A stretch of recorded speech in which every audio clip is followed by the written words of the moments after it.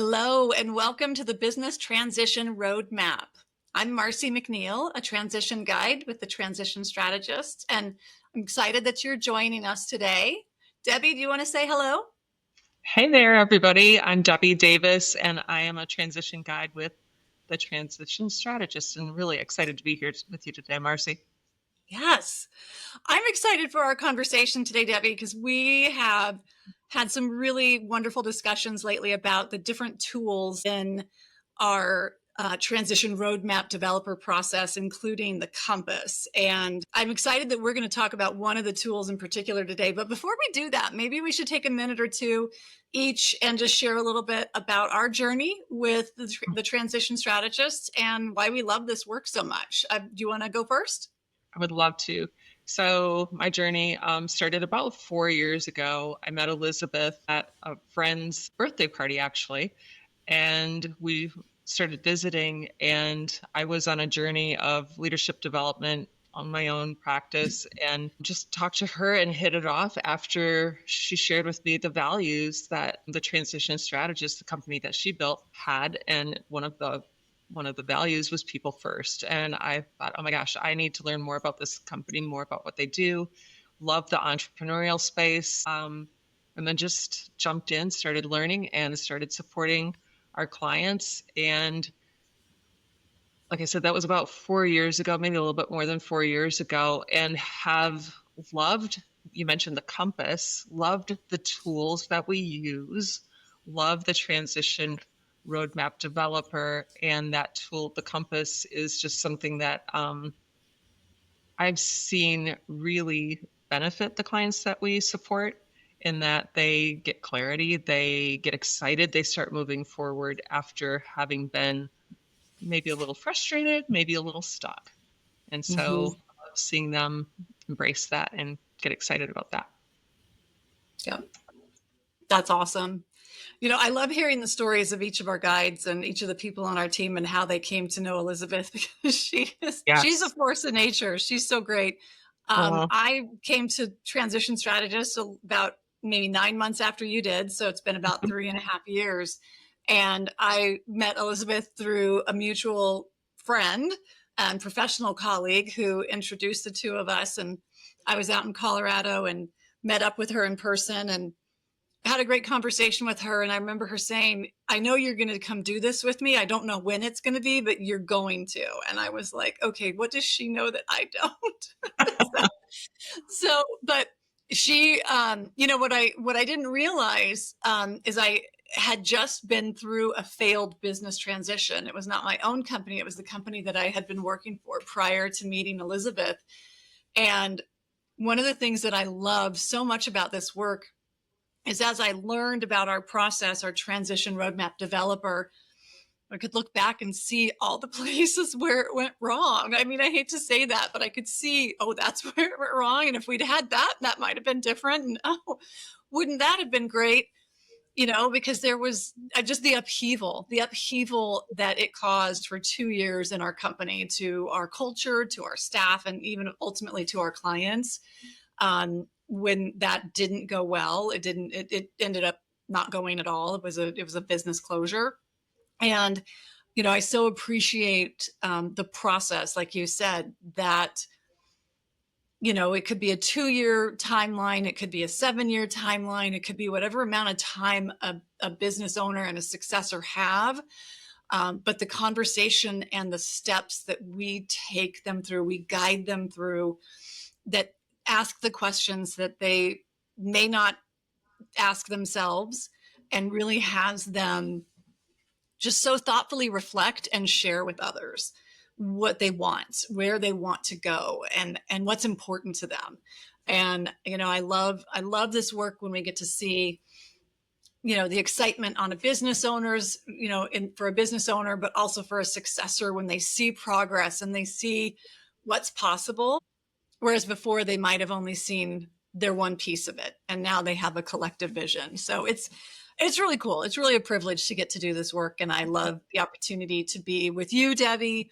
And we have such a vibrant learning community. I was sharing that this morning with a potential client for our work, that we learn so much from all of us. We all share so much with each other about everything we do and all the people we talk to and the businesses that we encounter. And it's really cool to be a part of this team. Really, it's really great. I So hear what that. would you, oh, go ahead. I hear Go the ahead. energy and the excitement around why you love this work. Or I can tell you love it. I feel like it's almost magical Yeah. because I think it's so like you literally see people go from this place of frustration, disappointment. We call them what dilemmas, right? Where they're at a crossroads and they don't know which way to go, or they know which way to go. They have two options, but both are creating a problem for them. And we get to be part of them making a decision and the excitement behind after they've made that decision, how excited, how clear, how good it feels to be able to move forward and become unstuck. And that is such a great place to be with them on that journey. It's exciting. And I, I share that with you. It's just Yeah. really exciting. The work we get to do, the opportunity we get to have to walk alongside people in such a very critical time in their life is just, it's energizing. It's a privilege. It's very meaningful. It feels really great.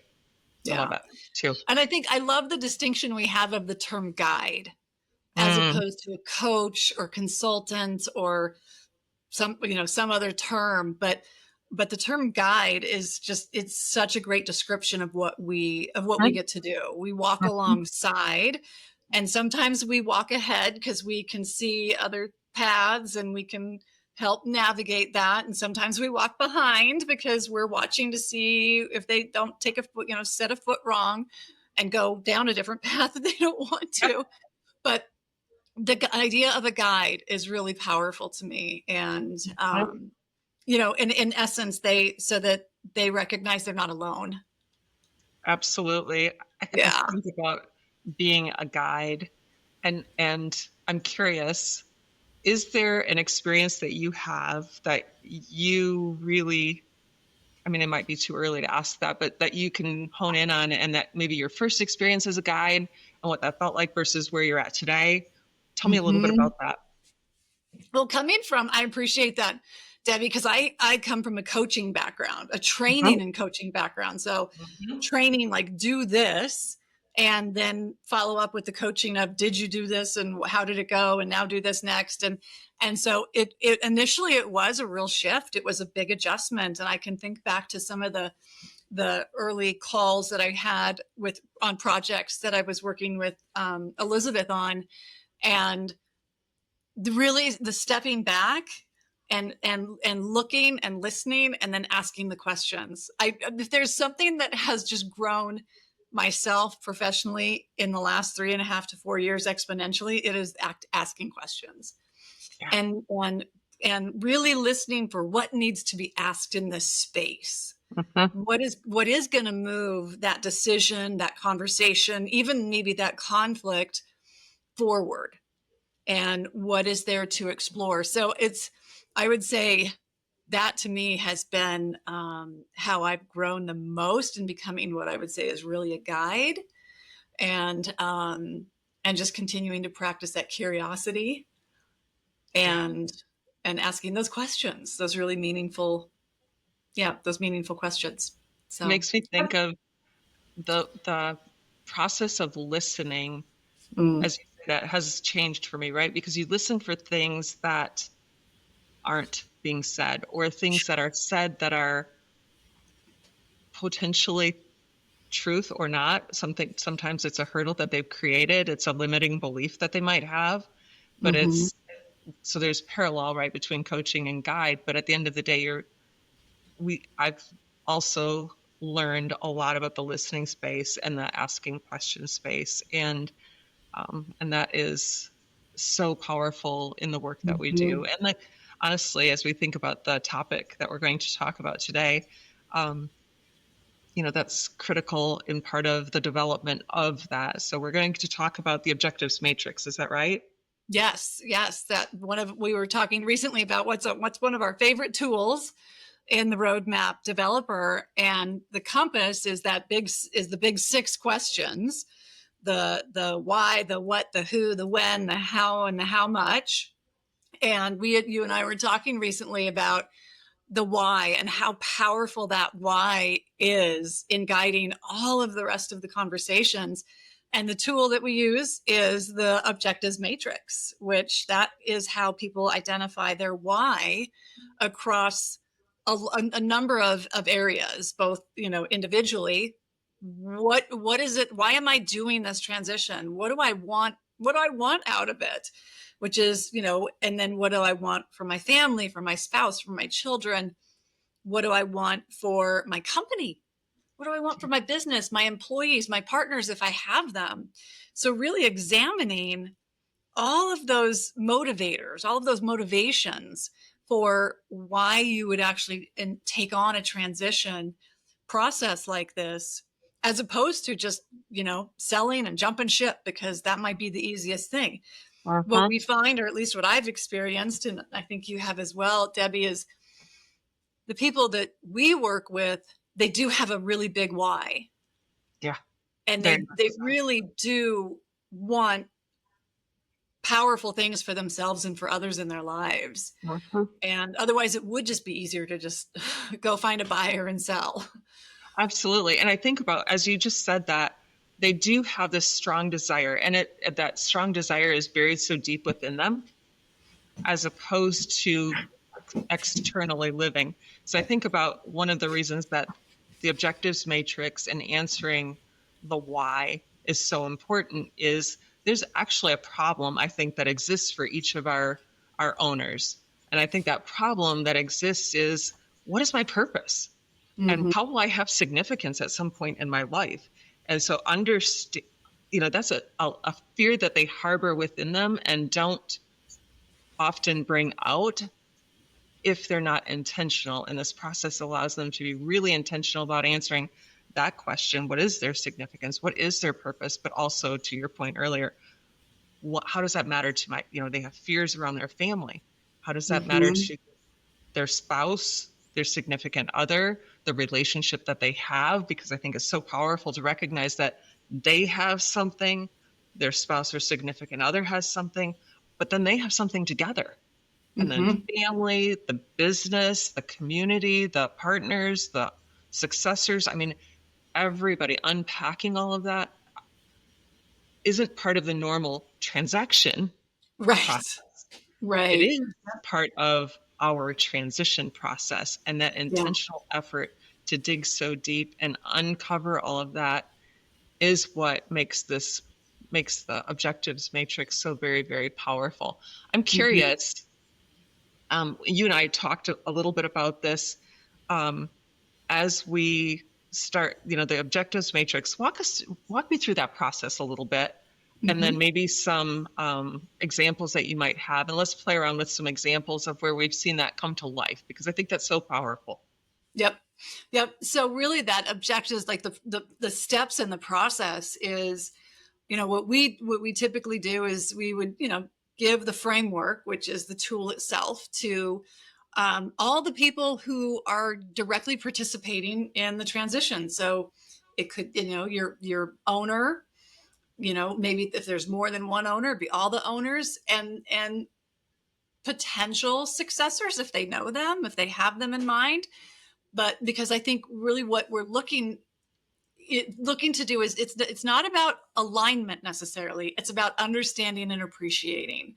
So we always have them share and communicate with each other, what they've gone through, when they look for themselves. What is it? What is what are my objectives for me, my family, etc., all the way down through the business and through the employees. And because one of the things that I've seen really power that comes out of the objectives matrix that is so powerful is, it's now an open conversation. Yeah, It's kind of that space to declare, this is what I want to cause. This is what I want to have happen. And when it gets out into a conversation, the power of it is really, it's remarkable. We can all make little lists, but if we keep them secret, it's yeah. not going to make a bit of difference. It's I, just like as your own secret list. As you just said that, I think about I had a CEO just go through this the other day, and he's like, you know, he almost put it off a little bit. Like, you want me to just make this list? And he's kind of awkward. Well, he's like, okay, I'm sitting down with it on this day, and he's going to work through it. And he wrote everything down, and he's like, okay, got a text. And he said, man, this is really hard. And I'm like, if it's hard for you, you are doing it right. Keep going. Well, Yeah. then, once we have the meeting and asking, one, him stating it, and two, us asking questions, me asking questions, to your point, just brought this out to be so very, very rich. And Mhm. to your point, stating it in that way of the full development, that's almost like seeing something so very close to their heart that has only lived in their minds within Mhm. them on paper, and saying that to another person is so very validating, so very real. I mean, it's not uncommon, I think, to see tears. I don't know about your Yeah. experience, Oh, but man, yeah. Yep. mhm. Definitely. and Yep. just, and it's not a heavy tear. It's more of a almost like a, gosh, this is meaningful to me, and this matters to me, Mhm. and I've been seen. And it's Mhm. sometimes the first time. CEOs live in a place where a lot of people don't get to see their hearts, don't get to hear what's deep in their minds, and so Yeah. it's a really good experience. Um, I I was just love. going to say, if I can, let me just add one thing really quickly, Debbie, because one of the things that I find that I don't know about you, but I have experienced numerous times is the instructions we give on the objectives matrix is to write things as the present tense, as Yes. opposed to I wish, I want, I would like. It's written in as I am doing or I have something. Fill in the blank, and the power of that small, tiny shift is really is also it's really remarkable because it's then like speaking it into like existence, like, oh, okay, yeah, this is going to happen. And the other thing I would say, you mentioned the tears. I've experienced, in particular, I think with business owners or CEOs, sometimes it's tears of relief that I've Yes. actually said it. Yeah. I've said these things, and like, and it's okay to want things. It's okay to want things for myself. It's okay to want things that I've up until now felt like I shouldn't have or couldn't have, or whatever the case may be. And there's a relief Mhm. that they don't have to be the one. Oh, they're not alone. They don't have to be just doing this by themselves. Yeah. So. It, and moving forward, because now that that's out of them and out there, we take it to the next level, right? So it's having those conversations, not just with us, but the minute Mhm. they start having those conversations, they're conversations with other people, significant people. Could be the spouse, could be the successor, the potential successor. um, but and it could be their advisory board, attorneys, Mhm. tax accountants, all of Mhm. these people, the community members, right? They're able to say, this is what I see for my future. This is what I am doing in the future. And it allows them to move past that phase of everything's bottled up. They can have a transaction, but now they can have a transition and communicate it really well with confidence, with clarity, with with their energy that is Mhm. in a good place. They know exactly where they're going, and that is such a major shift. It's a release of that energy in a good direction, and they're able to move forward. And that is, I Yeah. see that time and time again. I've been literally told. One time I had a man and wife owner transitioning out and bringing a successor in, and we could finish the objectives matrix. And it was probably their third meeting into the objectives matrix, and they said, Debbie, thank you for the therapy session. And Mhm. we're guides, we're not therapists, but they Yeah. literally said it was so rich for them, it was so helpful for them as they shared their objectives. And you Mhm. mentioned we're not looking for 100% alignment. So talk to us a little bit about, once we have husband wife come together and we share, or we have two owners sharing with their kids of 4, or what, I mean, it can be any dynamic. What do we do with that? Let's talk through Yeah. that a little bit. Yeah. Well, one of the things you reminded me a minute ago, as an example of what we do with it, is that I'm working with an owner right now who very recently came through the Compass process, and some of the actions that he had out of that, part of his milestones, were to communicate what he wanted, to communicate those objectives. And I think one of the objectives that he had was that he wanted to be working 4 days a week. And he came into that conversation with me thinking, that's not going to be possible. My team isn't going to understand. Things are going to go haywire if I'm gone on that particular day. And so over the course of our conversation, he kind of gave himself more and more permission, like, okay, okay, I can do that. But out of that, he went back, and one of the next steps after the objectives matrix was to get into communication. And the momentum that brought to him being able to meet that objective was, I think, shocking to him. I think he was, he talked with his potential successors. Of course, he talked with his family, and then he talked with the entire company. And the response was not surprising to me, but surprising to him. It was like, of course you should be doing this. We've all been kind of wondering when you're going to start taking a day off and working 4 days a week. But it was the velocity, that having that be so clear and being able to know what he wanted to communicate, and having those next conversations. The velocity was so impactful. And so to me, that's, we take those objectives, communicate them to who needs to be communicated, and then you're enrolling or inviting other people to participate in the next steps and in the ongoing conversation, because it's not going to go exactly the way anybody pictures it. Yeah. And you have to be, you come back to that piece of your roadmap when it gets a little wonky and you need to get back in alignment with what you want. So yeah. I think that's beautiful. I think about as we bring families together, to your point, it's clarifying, it's saying, here's what we have, here's where we're going. And when we have different opposing visions or objectives, right? We have a difference. It's not that one is right or wrong.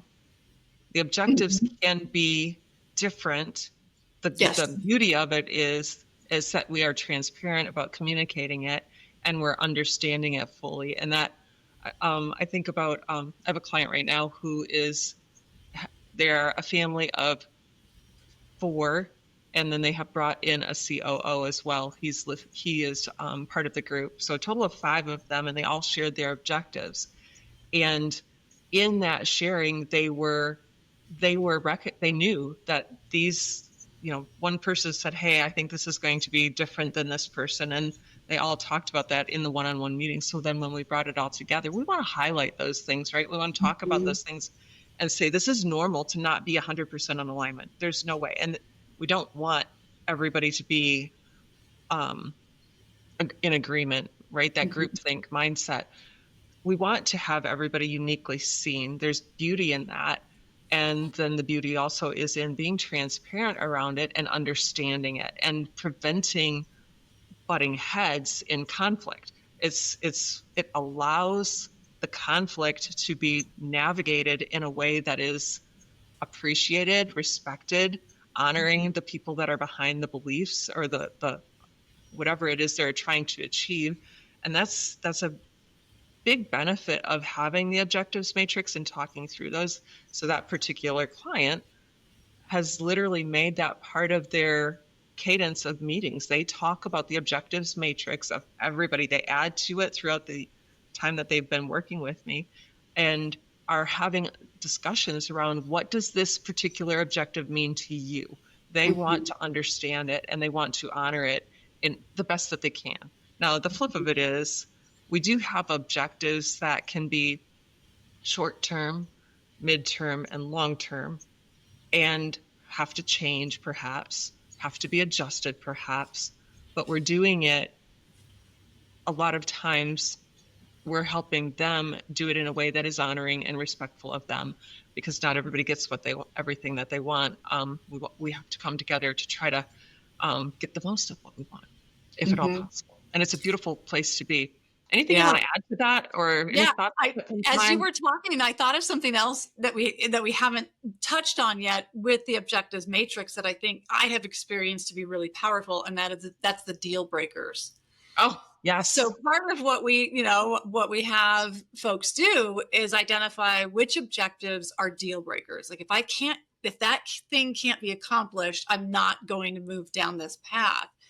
And one of the things I love about that is it's more often, in my experience, more often than not, when we come together to discuss and share the objectives matrix, some people have a lot of deal breakers. And it's like, okay, well, okay, not everything can be a deal breaker, but I love through the course of the working of that conversation, you can hone in. You can actually strip it down to what is actually a deal breaker versus I'd really like to have and I want to have versus no, this I can't budge on.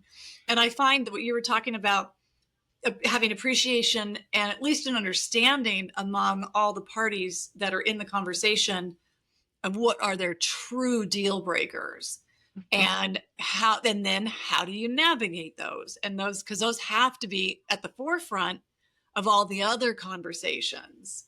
Yeah. And I don't want to jump ahead because we could probably have a whole nother podcast conversation about the options matrix. But when we get to that, where we're evaluating the options for transition against objectives, those deal breakers play a really pivotal role. So going through that process of refining which ones are real deal breakers brings a Yeah, it lot of does. clarity to everyone in the conversation.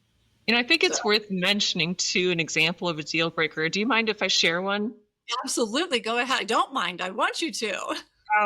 So I love this deal breaker. Same family that took the objectives matrix and is using it today on their cadence of meetings. I don't know if it's biweekly or monthly, but at the end of the day, one of their deal breakers is that as they consider navigating through the transition, and it was consistent among all of them, including the additional COO that came in, anything that would break up the family, that would cause the family to be Mhm. disjointed and so much conflict that they couldn't continue to come together, they was a deal breaker. So it's like if the family became disjointed, they also realized they have the option to sell Mhm. and rather than transition to the kids. And if something's going to get in the way of the family staying together, they will sell it. And I think Yeah. that's a great example of it's a great example of the kind of clients that we attract. They are definitely family oriented or relational oriented, and two, very they want to preserve that, and um, a transaction, a, a business transaction is secondary. They want their legacy to be to carry on Yeah. first and foremost. And so, just think it's a really great example of a deal breaker for our group to Yeah. understand. You know, let me share a different example that you made me think of that because there are some of those deal breakers where, absolutely, they're like, that's not going to happen. If it looks like that's the road we're going down, we will pick the option that the only option that would preserve the family.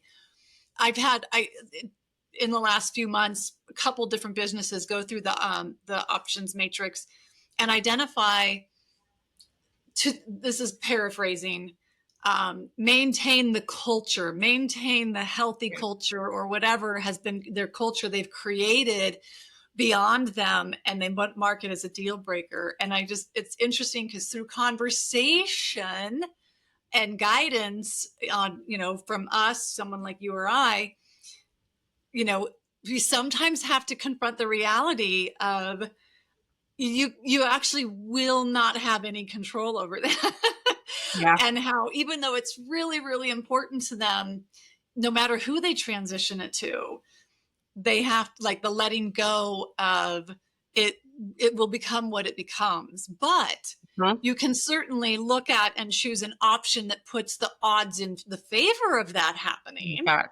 So You you bet. definitely know certain options, it's much less likely to happen than others.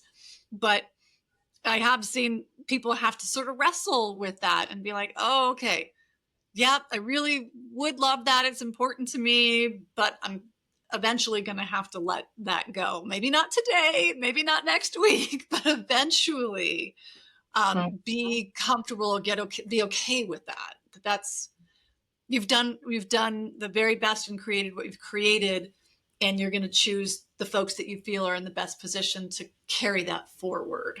So, Yeah. And, I think that's a really great point because I think it allows our owners and the successors or whoever is in that call to be part of that conversation so that when the conversations happen outside of the meeting, to be able to say to the audience, most of the time, the employees that are in the company, mhm. that things will change and we're doing our best.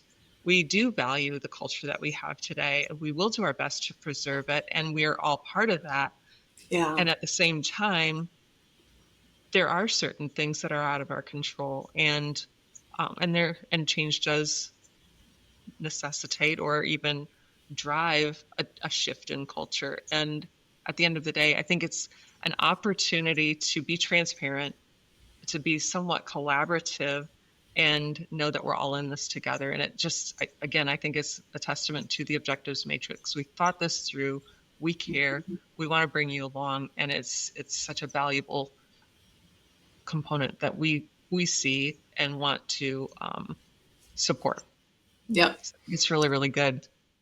So, Debbie, quick question for you. I know recently we were chatting about the role, kind of the unique role of a guide as it relates to the objectives matrix, the whole compass, but even specifically the objectives matrix. Do you want to speak a little bit to how you Mm, support and interact in that process? yeah. So I love that. So it's a great question. I think one, we both had great experiences with that and have had those people on the other end that have said, "Gosh, thank you, and we appreciate you so much, and just value you so much." So we have the opportunity to sit in a space with these people and help them walk through a very important time in their life and be part of that success, and that feels really good. And so looking back on that, we want to go, "Gosh, what was that? What was that created that good relationship, that energy, that um, those dynamics?" And recently on a team call that we all had, we went, "Oh my gosh, people share with us so much um, personal information, business information, and they're so very open and transparent, and we have to show up as somebody that is trustworthy.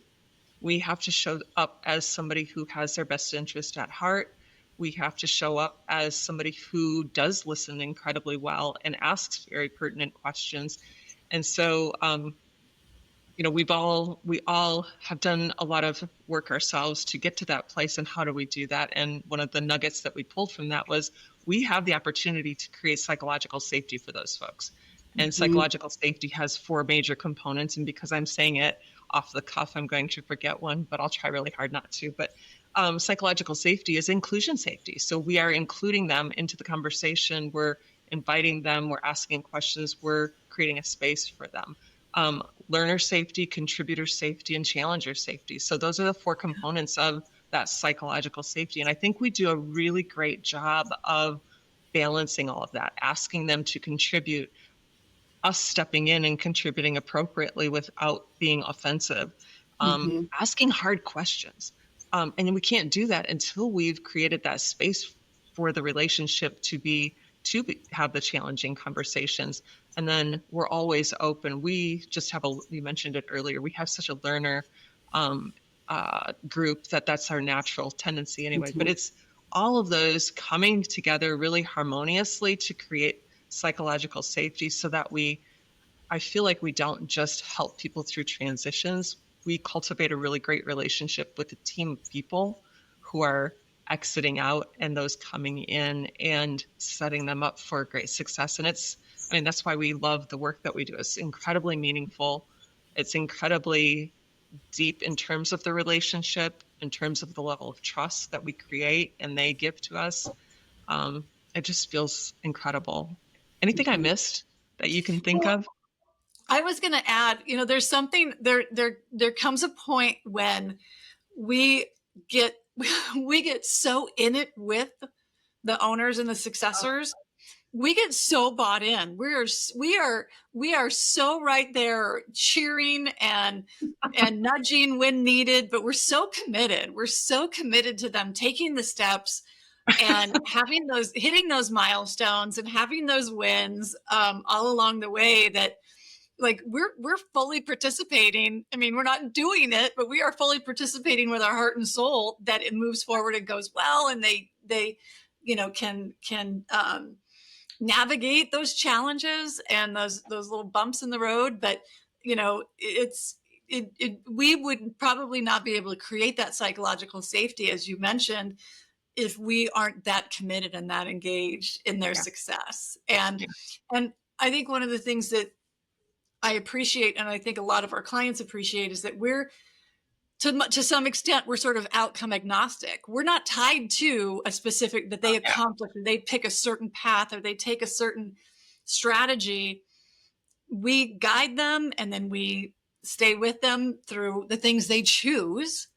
Mhm. And yeah, and it's so exciting to see them hit those marks and keep moving forward. So yeah, anyway, it's that commitment. It's that really deep commitment that we bring. Yeah, I can relate to that. I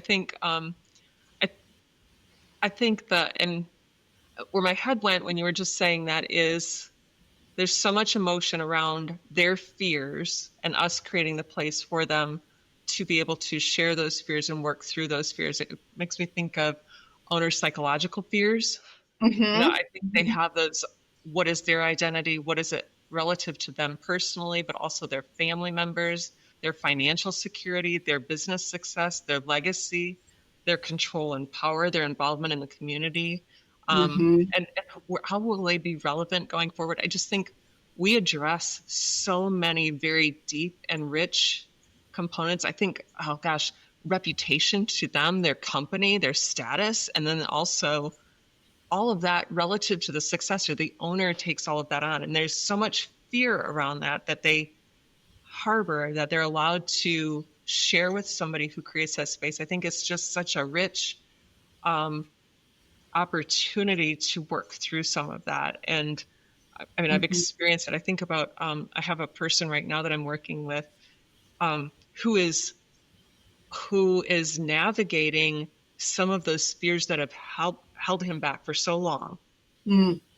And to your point, it's like I see the end of and the end has changed over time, which is great. To your point, we're super agnostic, but helping him at least get to the point where he can say, I've completed this piece of this and I've put it out there.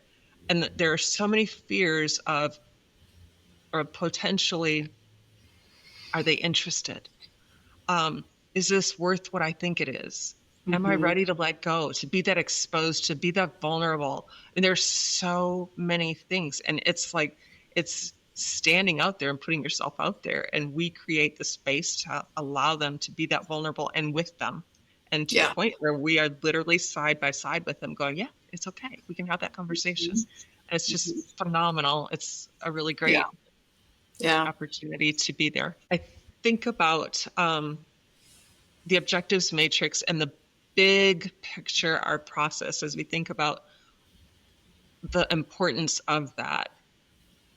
And I want to just kind of realize that, we've gone in the weeds as to how deep that is. But I think as we zoom back out and we consider the value of that, the beauty of the why is relevant to the transition of the business as opposed to the transaction of the business. The Right. transaction, and you had mentioned it earlier, we've not been on journeys with people, know people who have transacted a business sale And one thing that motivated me, I had a client in the leadership space who transacted. And within a year of that transaction, less than a year of that transaction, the business went out of business. I mean, he sold it, the new owners, it was a waste of time, a waste of money. They closed Mhm. up shop and went home. And our goal in the transition with these owners is that they transition that legacy, they transition the benefit that that business gives to the community, to the employees, to the whoever they're supplying their product or their service to. And so at the end of the day, there's such a commitment on the owner's part to go through that transition. And that's why there's so much emphasis put on the why and understanding that and being able to communicate that and act with that level of um, confidence and commitment. And it does, you had said it earlier, it's something they always go back to. Whenever we hit a hurdle, death, conflict, other options, people leaving, people coming in, we always go back to those objectives to be able to say, what is it we're trying to accomplish? And it's such a beautiful tool to be able to help us move forward and through, as opposed to stop and stuck. Yep. Yep. I love that. I love that, Debbie. Marcy, this was such a good conversation about the objectives matrix. I think it makes sense for us to tell our listeners where they can find that. Do you have insight into that? Can you share? Yes, absolutely. So if any of you joining us today are interested in exploring that tool and seeing what it might provide for you, your company, or if you're a successor looking to maybe have some conversations with your business owner, you can go to our website, thetransitionstrategist.com, and we have a transition tools tab. And when you hit that tab, you're going to see a number of different tools. You'll see the objectives matrix. You can actually read more about it, see some examples. And it's also in the book. It's in the book that Elizabeth and Laura wrote. It's a journey, and it's written out and explained in that book as well. So there's a couple different places people can access this. They don't have to be actively in a process with us as guides or as clients to get the benefit of that tool. So definitely we encourage you to go and explore it.